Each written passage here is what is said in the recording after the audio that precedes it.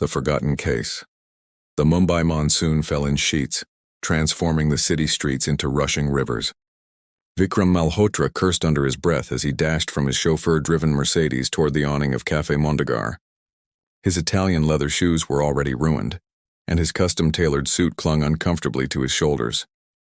At 42, Vikram had built Malhotra Investments into one of the city's premier boutique firms. But today nature didn't care about his net worth. Terrible weather. "Sir?" the cafe attendant said, rushing to open the door. Vikram merely nodded, his face a practiced mask of indifference. Years in the financial sector had taught him that expressions were liabilities. Emotions were weaknesses competitors exploited. Trust was the most dangerous emotion of all. He chose a corner table and ordered a black coffee, setting his leather briefcase beside him. Inside were the contracts for the Oberoi Hotel acquisition, a deal worth millions that would either cement his reputation or destroy it. His phone buzzed incessantly with messages from his assistant Rohit, reminding him about the board meeting in 2 hours. The rain should clear by noon. "Sir?" the waiter offered, setting down the coffee. "Let's hope so," Vikram replied, his attention already back on his phone. Across the cafe, Priya Sharma wiped condensation from her glasses while balancing a sketchbook on her knees. At 29, she had the weariness of someone who had fought for everything, and the hopeful eyes of someone who still believed the fight was worthwhile. Her small table was cluttered with watercolors and brushes, tools of a trade that barely paid her rent in the cramped apartment she shared with her roommate Zara. Priya had been trying to capture the interplay of rain and light on the cafe windows, but her attention kept drifting to the stern-faced man in the expensive suit. There was something compelling about his isolation, the invisible wall he had built around himself. Perfect subject material. When the downpour finally eased to a drizzle, Vikram settled his bill and strode out, mind already on the acquisition numbers. Priya gathered her art supplies, carefully placing her brushes in their worn case. She was the last to leave, stopping to thank the waitstaff who always let her sit for hours with just one chai. That's when she saw it, the sleek leather briefcase leaning against the now empty corner table. Her heart sank. The businessman had forgotten it in his hurry. "Excuse me," she called to the waiter. "That man who was sitting there, do you know him?" "Mr. Malhotra? He comes sometimes. Very important businessman." Priya approached the briefcase cautiously. The initials VM were embossed in gold on the handle. She should leave it with the cafe management. But something told her this wasn't something that should sit in lost and found. She opened it just enough to look for identification and found folders stamped Confidential Malhotra Investments. "I'll take it to him," she decided aloud. Surprising herself, the cafe manager raised an eyebrow. "You know where to find him?" "I'll figure it out," Priya said, tucking the briefcase under her arm. Malhotra Investments can't be that hard to locate. Rain began again as Priya navigated Mumbai's crowded streets. 3 bus rides and a drenching walk later, she stood before the gleaming tower that housed Malhotra Investments. Her cotton kurta was soaked, her hair plastered to her face, and her sandals squelched with every step across the marble lobby. The receptionist looked at her with undisguised suspicion. "May I help you?" "I need to see Mr. Malhotra. I found his briefcase." "I can take that for him," the woman said, extending manicured fingers. Priya hesitated. "I'd prefer to return it personally. Mr. Malhotra is in a board meeting. He doesn't see people without appointments." Just then, a harried young man rushed past. "Is that the Oberoi portfolio? He's been looking everywhere for it." "I found it at Café Mondegar," Priya explained. The young man, Rohit according to his ID badge, stared at her with a mixture of relief and amazement. "You brought it all the way here? In this rain?" Priya shrugged. It seemed important. Before the receptionist could object, Rohit was leading Priya to the elevators. "Mr. Malhotra is about to cancel the meeting because of these missing documents. You just saved all our jobs." Minutes later, Priya stood dripping on the expensive carpet of a conference room while a dozen suited executives stared at her. At the head of the table, Vikram Malhotra froze mid-sentence, his eyes locking on the briefcase in her hands. "I believe this is yours," Priya said simply. Suspicious minds. The conference room fell silent as Vikram stared at the dripping woman holding his briefcase. His mind raced through possibilities, most of them cynical. Nobody returned valuable items without expecting something in return. That was a lesson he'd learned through bitter experience. "You opened it," he stated flatly, noticing the clasp position. Priya straightened her shoulders despite her sodden appearance, only to find identification. "I saw your company name on the documents." Vikram approached cautiously, taking the briefcase and examining it with scrutinizing eyes. Everything appeared to be in place: the Oberoi contracts, financial projections, his personal tablet. Nothing seemed missing, which only deepened his suspicion. "How convenient that you found it," he said, voice cool and measured. One of the board members, an elderly gentleman named Deepak Gupta, cleared his throat. "Vikram, the young lady has done us a great service. Perhaps we should express our gratitude." Vikram barely nodded, reaching for his wallet.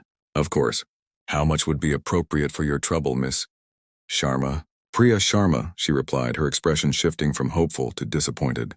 "And I don't want your money." This response only confirmed Vikram's suspicions. People who refused immediate compensation usually wanted something bigger later. It was a classic setup he'd seen countless times in business negotiations. "Everyone wants something," he said quietly. Priya's eyes flashed. "What I want is to not be standing here wet and cold while being insulted for doing the right thing." "Good day, Mr. Malhotra." She turned to leave, but Rohit stepped forward. "At least let us call you a taxi, Ms. Sharma. It's still pouring outside." "That won't be necessary," she replied, but her voice softened. "The bus stop is just down the street." After she left, the board meeting resumed, but Vikram found himself distracted. Something about the woman's indignation felt genuine, which didn't fit his worldview. He prided himself on reading people. It was what made him successful in finance, but Priya Sharma was a puzzle. "Rohit," he called as the meeting adjourned. "Find out everything you can about that woman." "Sir?" "It's due diligence," Vikram explained. "She had access to confidential documents. We need to ensure there's no security risk."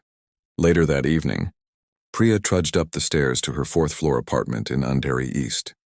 The building had no elevator, the paint peeled from the walls, and a persistent smell of cooking oil permeated the stairwell. It was a far cry from the gleaming corporate tower she'd visited earlier. "You're soaked," Zara exclaimed as Priya entered their shared apartment. At 32, Zara worked as an event planner and had the street-smart practicality that sometimes made her seem harsh. "Where have you been all day?" "I thought you were just going to sketch at that cafe." Priya recounted her adventure while changing into dry clothes and brewing ginger chai for them both. Zara listened with increasing disbelief. "Let me get this straight. You found some rich guy's briefcase, probably full of valuable stuff, and instead of keeping it or at least asking for a reward, you dragged yourself across Mumbai in the monsoon to return it, and then he accused you of having ulterior motives." "Something like that," Priya admitted, warming her hands on the chai cup. "You're too naive for this city," Zara sighed. "That briefcase could have solved our rent problems for months, or you could have at least negotiated a proper reward." "That's not who I am," Priya said simply. Zara softened.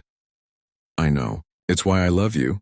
But it's also why you're still struggling to sell your paintings while working that receptionist job at the dental clinic." She paused. What did this Malhotra guy look like anyway? Was he at least handsome for all that trouble? Priya laughed. "I wasn't exactly focused on his appearance, though I did sketch him at the cafe before I realized he'd left the briefcase." She flipped open her slightly damp sketchbook to reveal a remarkably accurate rendering of Vikram, his face caught in a moment of unguarded contemplation. "Not bad," Zara admitted. "He looks lonely." "That's what I thought too," Priya murmured. Across the city in his penthouse apartment, Vikram nursed a glass of single malt whiskey while reading the preliminary report Rohit had compiled on Priya Sharma.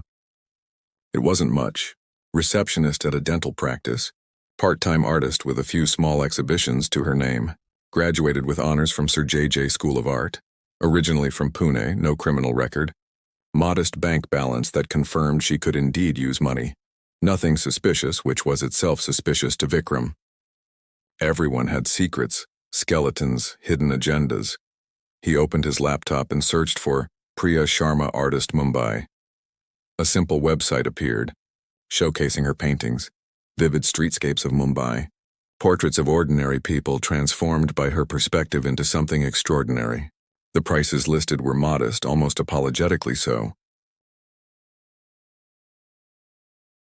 One painting caught his attention, a rainy scene outside a cafe that looked remarkably like Mondegar. The lone figure sitting by the window was blurred but recognizable. It was him rendered in watercolors just hours ago. Vikram frowned. Had she been watching him, planning this somehow? It seemed far-fetched, but his success had been built on suspecting everyone's motives. The next morning, Priya arrived early at Dr. Patia's dental clinic, arranging appointment cards and preparing for the day. The bell chimed and she looked up to see Vikram Malhotra standing in the reception area, immaculate in a navy suit. "Mr. Malhotra," she said, surprise evident in her voice. "Are you here to see Dr. Bhatia?" "No, Ms. Sharma. I'm here to see you." Priya's colleague Neha glanced between them with undisguised curiosity. "I can cover the front desk if you need a moment," she offered. Reluctantly, Priya led Vikram to the small break room. "How did you find me?" "I had you investigated," he replied unapologetically. "Standard procedure when someone has access to confidential information." "That's," Priya searched for words. "That's invasive and unnecessary." "Perhaps," he conceded. "But I also came to apologize for my rudeness yesterday and to offer proper compensation for your help." He extended an envelope. Priya made no move to take it. "I told you I don't want your money." "Then what do you want?" Vikram asked, genuine confusion crossing his features. In his experience, everyone had a price. Priya looked at him directly, her gaze unwavering. "Nothing. That's what you don't understand, Mr. Malhotra. Sometimes people just do things because they're right, not because they want something in return." For the first time in years, Vikram found himself without a practiced response. The simplicity of her answer conflicted with everything his life had taught him. "I saw your artwork online," he said finally. "Including the painting of me at the cafe?" Priya blushed slightly. "I didn't mean to intrude. Artists observe, it's what we do." "You're talented," he admitted, surprising himself with the genuine compliment. "Are you exhibiting anywhere currently?" "Actually, yes. A small gallery in Kalagoda is showing some of my work this weekend." She hesitated, then added, "You're welcome to attend, though I doubt it's your scene." "Perhaps I will," Vikram replied, turning to leave. At the door, he paused. "The painting of the cafe, is it for sale?" Priya nodded slowly. "Everything's for sale. That's how artists eat." "Except your integrity, it seems," Vikram remarked. A hint of something new in his voice, not quite respect, but perhaps the beginning of reassessment. As he left the clinic, Vikram felt strangely unsettled. Priya Sharma defied categorization in his carefully ordered world, and he wasn't sure if that intrigued or disturbed him. Either way, he found himself looking up the gallery exhibition on his phone before he reached his car. The gallery opening Friday evening transformed the Kalagoda Arts District into a labyrinth of light and sound. Small galleries opened their doors for the monthly art walk, and the narrow streets filled with Mumbai's eclectic mix of art enthusiasts, students, tourists, and the occasional celebrity. Tucked between a trendy cafe and a handicraft shop, Harmony Gallery was one of the smaller venues. Inside, Priya nervously adjusted the lighting on her centerpiece painting, a large canvas depicting a Mumbai local train at dusk, the passengers' faces illuminated by their phone screens, creating constellations of light in the crowded compartment. "Stop fidgeting," Rediscover, the gallery owner, said kindly. In her 50s with salt and pepper hair and an impressive collection of handcrafted jewelry, Radhika had been one of the first to recognize Priya's talent. "Your work speaks for itself." "There are 3 other gallery openings tonight," Priya worried. "What if no one comes?" "Then we drink all the wine ourselves," Radhika laughed. "But people will come. Your Urban Life series is your best work yet." People did come, fellow artists, a few regular collectors of emerging talent, curious passers-by drawn in by the vibrant colors visible through the gallery windows. Priya found herself explaining her techniques, discussing her inspirations, and even, to her surprise, placing small red soul dots beside 2 of her smaller works. She was in mid-conversation with an elderly couple interested in her use of light when she felt a shift in the room's energy. Turning, she saw Vikram Malhotra standing in the doorway, looking both imposing and somehow out of place in his perfectly tailored suit among the casual gallery crowd. "Excuse me," she murmured to the couple, who had already noticed Vikram and were whispering to each other about the unexpected presence of such a well-known business figure. "Mr. Malhotra," Priya said, approaching him. I didn't think you'd actually come. I said I might, he replied, his eyes already scanning the walls, analyzing her work with the same intensity he applied to financial reports. You have a distinctive perspective. Coming from him, it sounded more like an observation than a compliment. He moved methodically through the gallery, stopping longest before the cafe painting where his silhouette was visible through the rainy window. This is what you saw that day, he said quietly. It's what I felt. Priya corrected. Art isn't just about recording what's visible. Vikram turned to her with genuine curiosity. What did you feel then? Priya hesitated, aware they were being observed by other attendees. Isolation by choice, she finally said. The rain creates natural boundaries, but the real separation is internal. The figure, you, chose solitude even in a crowded space. For a moment, Vikram seemed startled by her perception. Then his professional mask returned. Interesting interpretation. Is this piece still available? It is, Priya confirmed, surprised by his continued interest. I'll take it, he said decisively. And perhaps you could show me the rest of your collection while I'm here.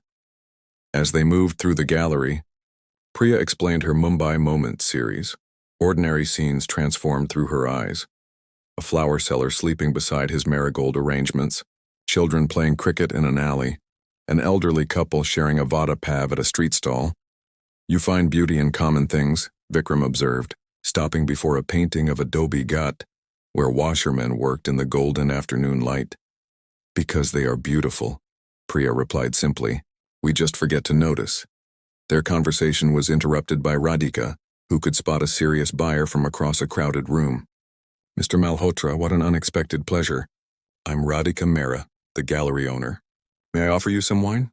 Thank you, but I don't drink at business functions, he declined politely. Is that what this is to you? Business?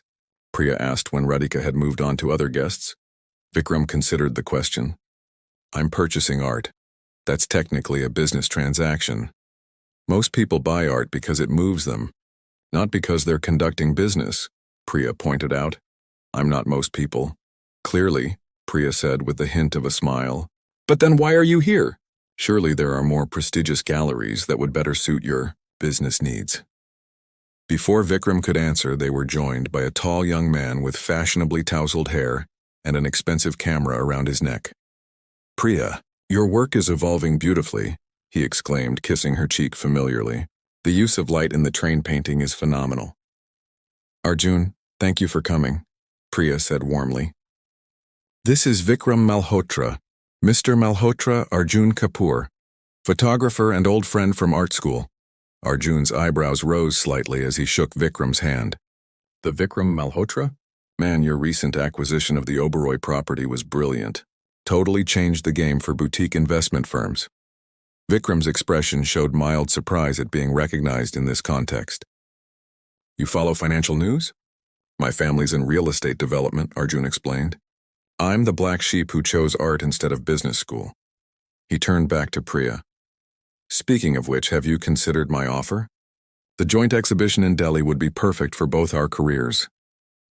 I'm still thinking about it, Priya said, a flash of discomfort crossing her face. It's a big commitment to move to Delhi, even temporarily.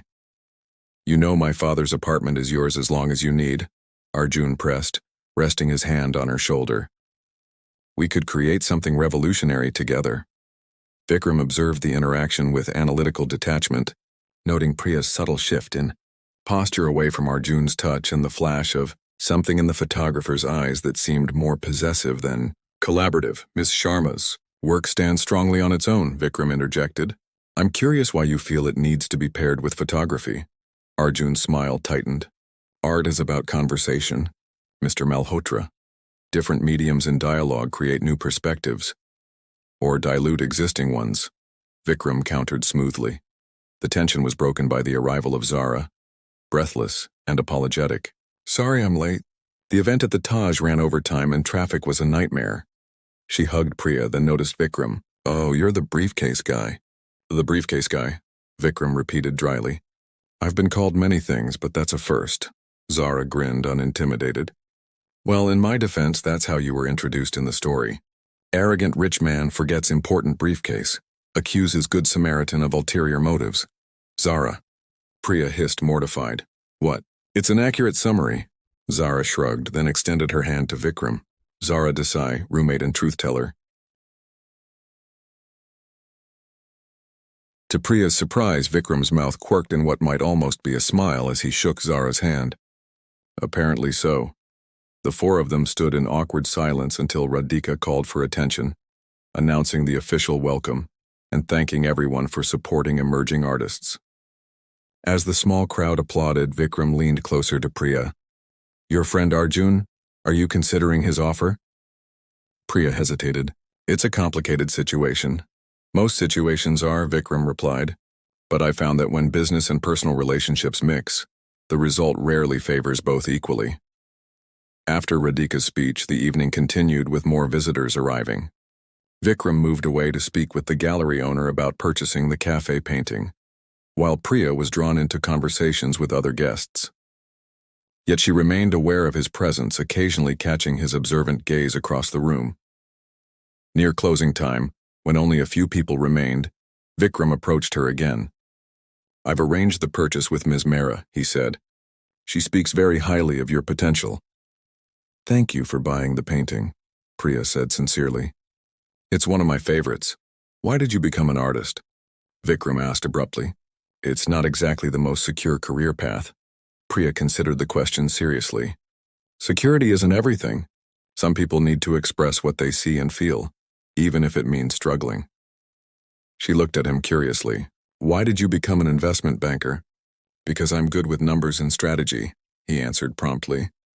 And because I learned early that financial security gives you control. Control over what? Over not being vulnerable, he said with surprising candor. Then, as if realizing he'd revealed too much, he straightened his already perfect tie. I should go. Thank you for the tour of your work. As he turned to leave, Priya called after him. Mr. Malhotra, why did you really come tonight? Vikram paused. I'm still trying to figure that out myself. He handed her his business card. When you're ready for your work to be seen by people who can actually afford it, call me. I know people who collect emerging artists. After he left, Zara sidled up to Priya. Well, that was interesting. The infamous briefcase man buying your art and offering connections? Plot twist! He's just being polite, Priya demurred. That man has never done anything just to be polite in his life, Zara countered.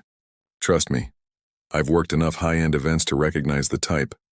If Vikram Malhotra is interested in your art, it's because something about it, or you, got under his skin.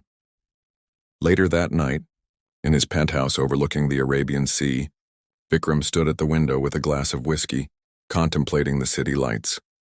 On his phone was an open email from his investigator with more details about Priya Sharma, her modest upbringing in Pune, her father's early death, the scholarship that got her through art school, her rejection of a commercial design job to pursue fine art. The report concluded, subject appears to be exactly what she presents herself to be, a struggling artist of considerable talent with no concerning connections or history. Vikram closed the email, oddly dissatisfied with the confirmation of what he already suspected.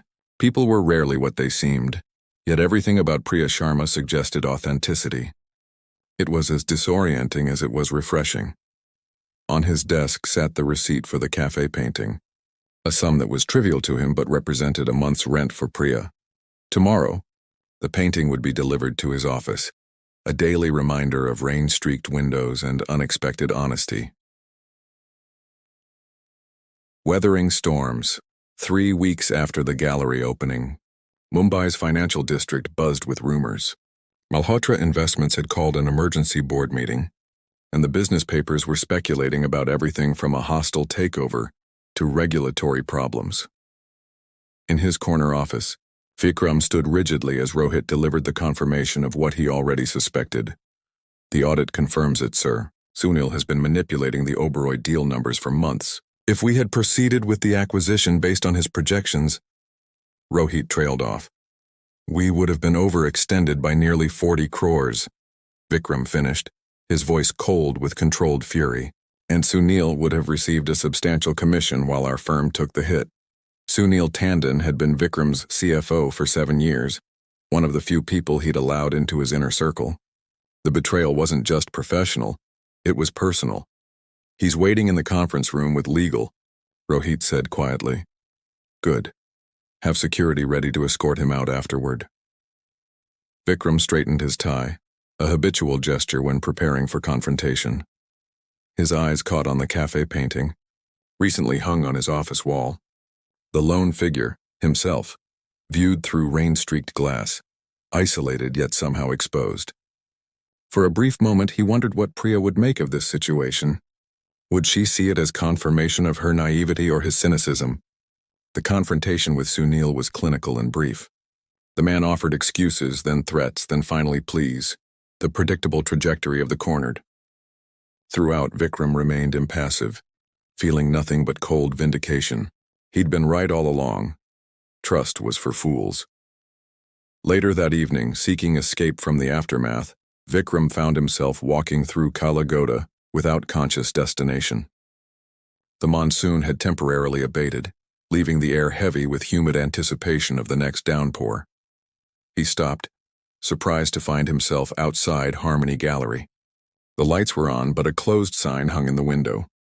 Through the glass he could see Priya alone inside, arranging new paintings on the walls. Almost against his will, he knocked. Priya looked up, startled, then came to unlock the door. "Mr. Malhotra," she said, genuine surprise in her voice. "Are you looking for Radhika? She's gone for the day." "No," Vikram admitted. "I was just walking and ended up here." Priya tilted her head slightly, studying him with the same attentive gaze she brought to her subjects. "You don't strike me as someone who just walks without purpose." "Normally, no," he hesitated, then asked, "May I come in?"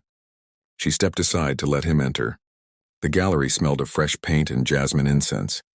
Halfway installed was a new exhibition, not Priya's work this time, but abstract pieces with bold colors and aggressive brushstrokes. "You're changing exhibits," he observed unnecessarily.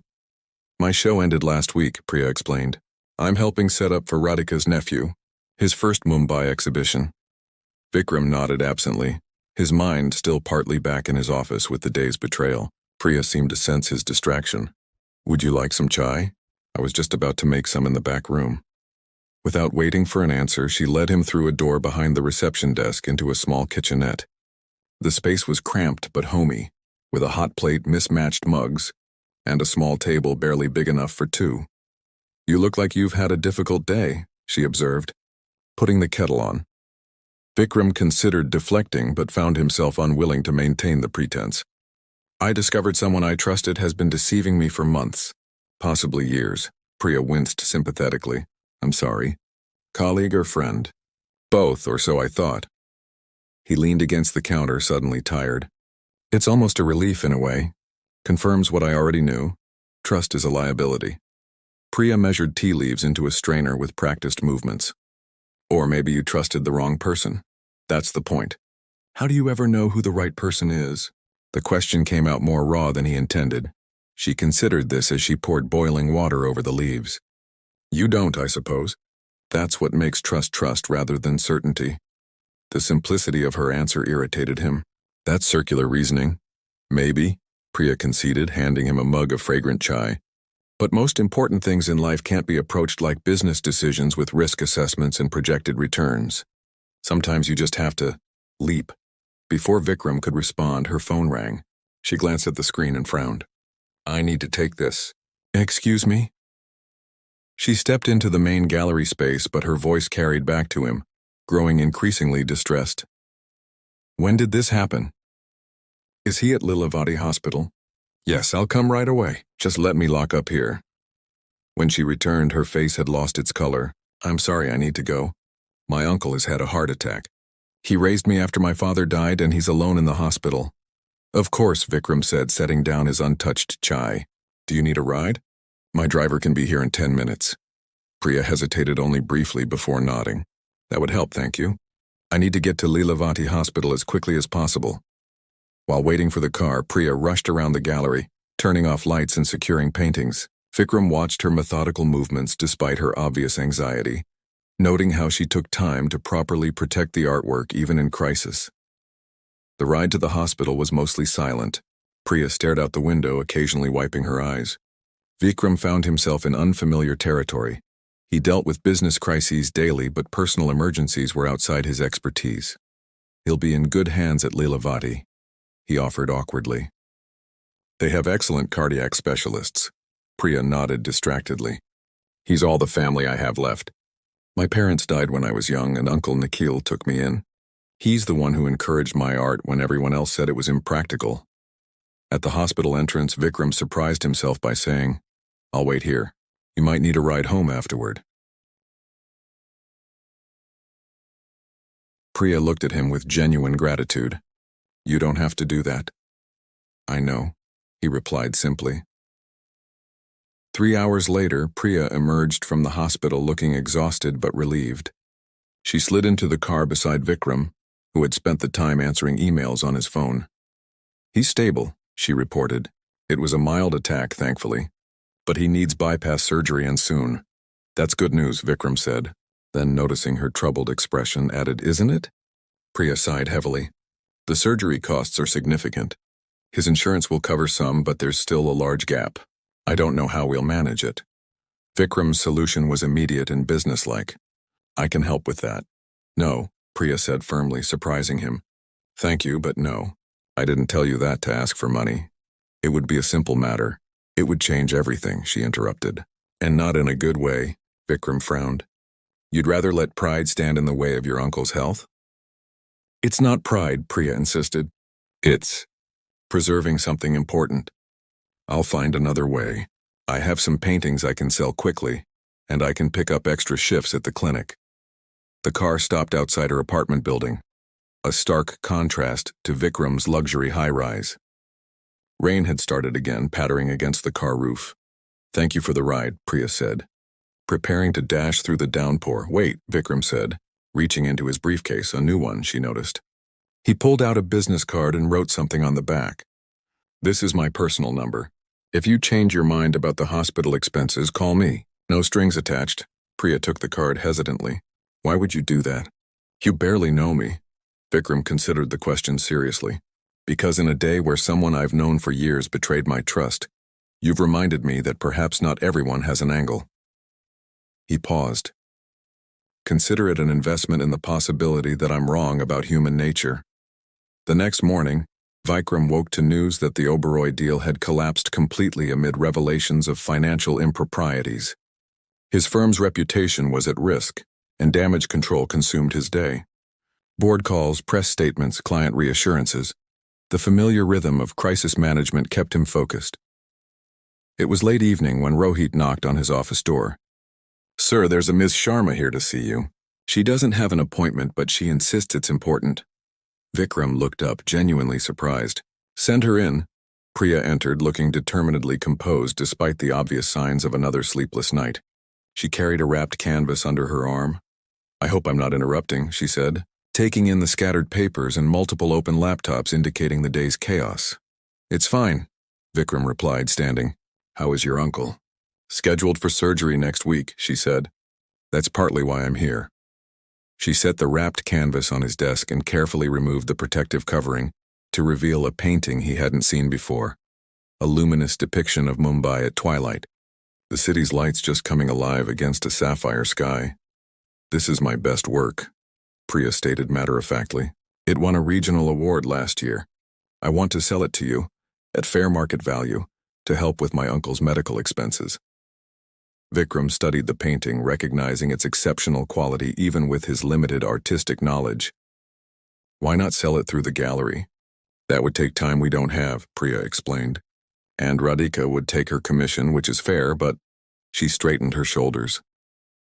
"This way preserves my independence while solving the immediate problem."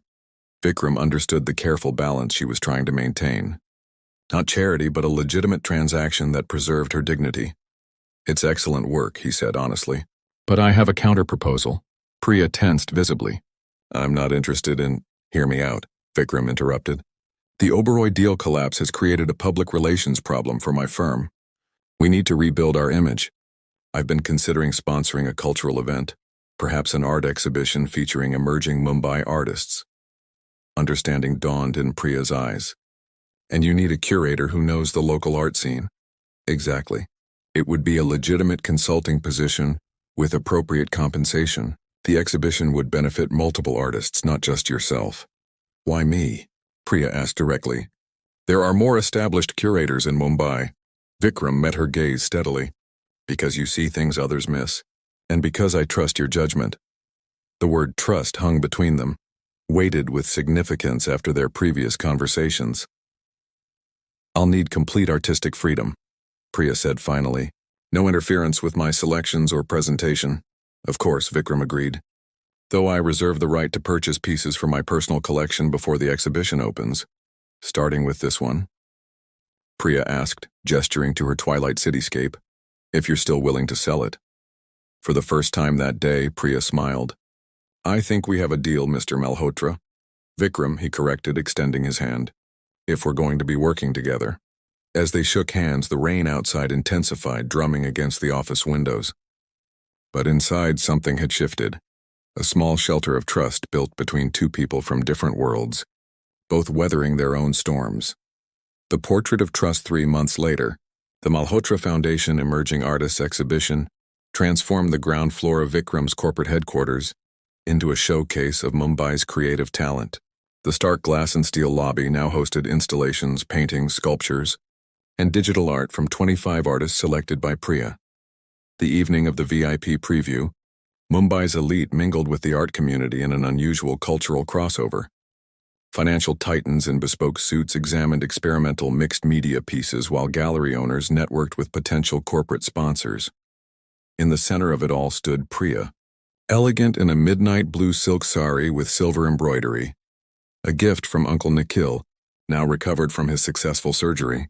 She moved confidently through the crowd, introducing artists to collectors, explaining conceptual pieces to bewildered executives, and fielding questions from culture reporters. From across the room, Vikram observed her transformation with quiet satisfaction. The hesitant artist had become a poised curator, her passion for the work infectious even to those who normally viewed art as mere investment. Several pieces already displayed the red dots indicating sales, substantial sales, at prices that respected the artist's talents rather than exploiting their need for exposure. You've created something remarkable here, Deepak Gupta said. Joining Vikram with a glass of sparkling water, the elderly board member gestured around the space. Not just the exhibition, but the whole initiative. It's changed how people see Malhotra investments. That was the goal, Vikram replied professionally. Deepak chuckled. Was it? I wonder if that's still true. He nodded toward Priya, now deep in animated conversation with a renowned collector. Some investments yield unexpected returns. Before Vikram could respond, Radhika Mehra approached them, regal in her hand-woven Banarasi silk and antique jewelry. Mr. Malhotra, your curator is a revelation. Half the gallery owners in Mumbai are kicking themselves for not recognizing her organizational talent sooner. Ms. Sharma's vision was clear from the beginning, Vikram acknowledged. I merely provided the platform. And that's what makes this partnership so effective, Radhika observed shrewdly. You recognize value where others see only risk. She excused herself to greet another gallery owner, leaving Vikram pondering her words. The evening progressed successfully, with sales exceeding projections and media coverage overwhelmingly positive. As the crowd thinned near closing, Vikram finally found a moment to speak with Priya directly. Congratulations, he said simply. You've exceeded every expectation. We both have, Priya replied, her eyes bright with accomplishment. When you first proposed this, I wasn't sure if it was just an elaborate way to help with Uncle Nikhil's medical bills. And now? Now I see it was something more visionary, she admitted. A genuine opportunity for these artists and a smart move for your company's image. Everyone benefits. Vikram nodded toward a section where 3 of her own paintings hung, all sold within the first hour.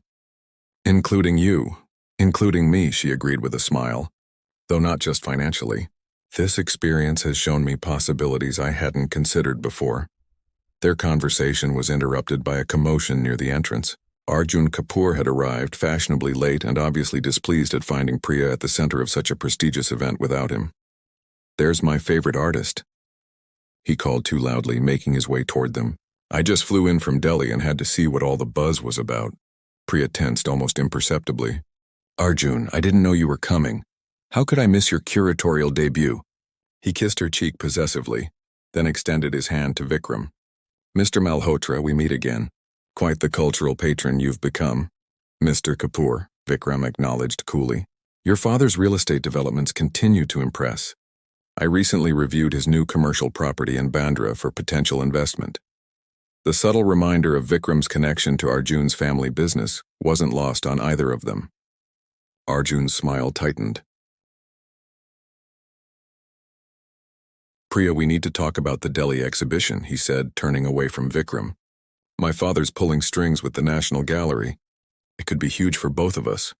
I'm rather busy at the moment, Priya replied, gesturing to the still active exhibition. This is just a corporate event, Arjun dismissed. What I'm offering is real artistic legitimacy. Vikram watched Priya's reaction carefully, recognizing the crossroads before her. For months they had worked closely together, developing a partnership that defied easy definition. Professional, certainly, but with moments of personal connection that had gradually eroded his carefully constructed walls. He had seen her fierce dedication to artistic integrity, her quiet strength during her uncle's recovery, her diplomatic handling of difficult artists and demanding collectors. In turn, she had witnessed his strategic brilliance, his unexpected generosity toward emerging talents, and gradually his cautious steps toward trusting again. Now, Arjun was offering her a path back to the purely artistic world, away from this corporate cultural hybrid space they had created together. Perhaps I should give you two some privacy, Vikram offered neutrally. That's not necessary, Priya said firmly. Arjun, I appreciate the offer, but my commitments have changed. The Malhotra Foundation has approved funding for a 2-year program, supporting emerging artists with quarterly exhibitions. I'll be directing the initiative. Arjun's expression cycled through surprise, confusion, and finally comprehension as he looked between them. I see.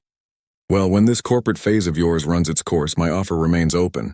Real art happens in galleries, not bank lobbies. After he stalked off, an uncomfortable silence fell between them. I apologize for presuming, Vikram said finally. We haven't actually discussed extending the program beyond tonight. Priya looked at him directly. But you were planning to propose it. It wasn't a question. Vikram nodded, acknowledging the truth. The board approved the budget last week, contingent on tonight's success. Which it was, Priya observed. Extraordinarily so.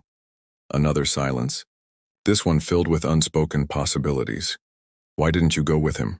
Vikram asked suddenly. The National Gallery would be significant for your career. Priya considered the question seriously. Because I'm building something more meaningful here. Not just showcasing art, but creating opportunities for artists who deserve recognition and... She hesitated, then continued with characteristic honesty. Because I've come to value our partnership. Partnership, Vikram repeated, testing the word.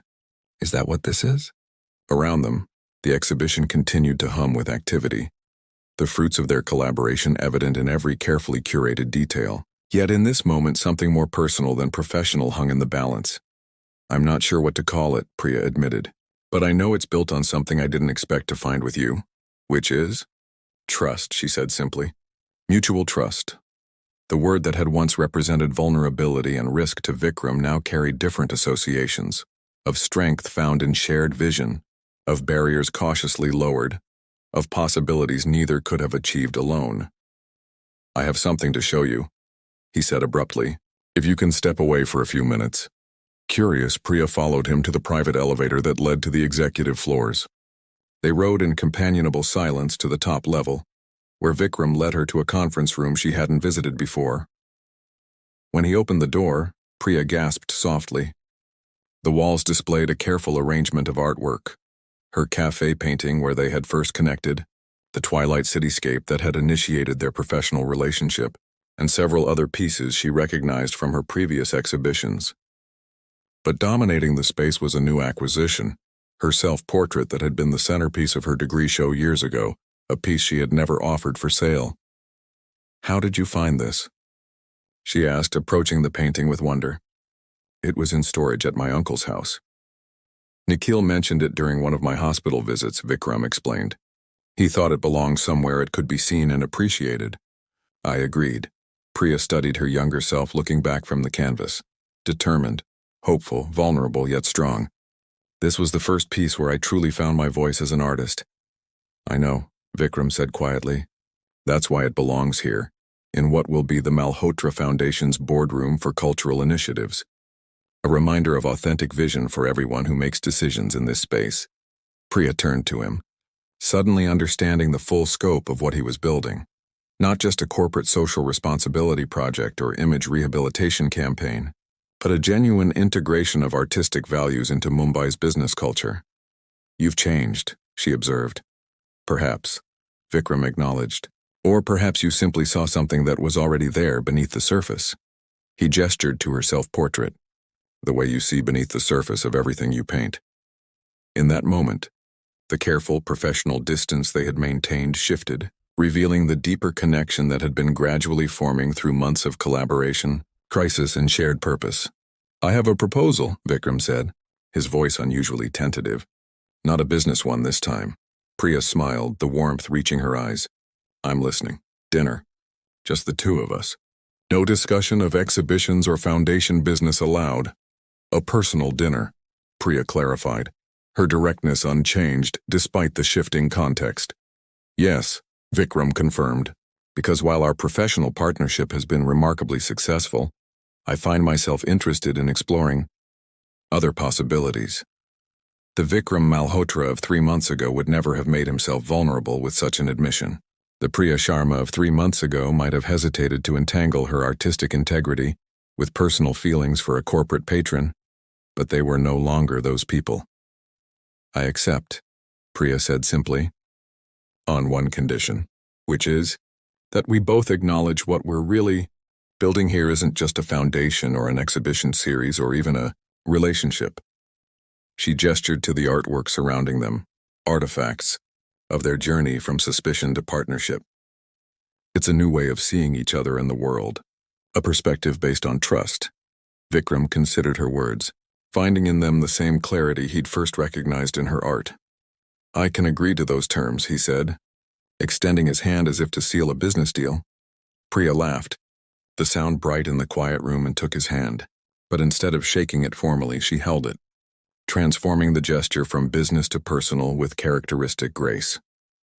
Outside the windows, Mumbai stretched before them, rain-washed and gleaming with evening lights, a city of contrasts and possibilities, much like the unlikely connection they had formed. From a lost briefcase to a found partnership, their story had unfolded in unexpected ways, proving that sometimes the most valuable things returned are not objects at all, but the capacity to believe in something and someone against all odds. As they stood together, surrounded by art that chronicled their journey, it seemed that the final portrait they were creating might be their most meaningful work yet. A portrait of trust, painted not on canvas but in the choices and chances of everyday life.